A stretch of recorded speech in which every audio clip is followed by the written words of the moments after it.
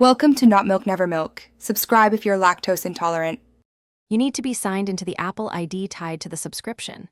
Once done, unlock your iPhone and open Settings, tap your name at the top. Make sure Touch ID, Face ID, or your passcode is available because you'll authenticate soon. You don't need to delete apps, instead go straight to subscriptions. This reduces mistakes from multiple accounts. If you have an iPad or Mac, follow similar steps in Settings or the App Store app after confirming the same Apple ID. Once in your Apple ID menu, tap Subscriptions to load the full list of active and expired services. You'll see renewal dates and prices. Select the subscription you want to cancel. If you have multiple similar subscriptions, compare renewal dates to avoid canceling the wrong one. After selecting, read the plan details so you know whether canceling stops renewal immediately or at period end. Make sure to note any promotional pricing that may affect refunds or remaining access.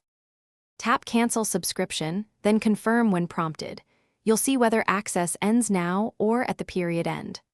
Once canceled, check the subscription status in Settings and look for a confirmation email from Apple. If the item doesn't show or you can't cancel, sign out of your Apple ID and sign back in to refresh account data and retry.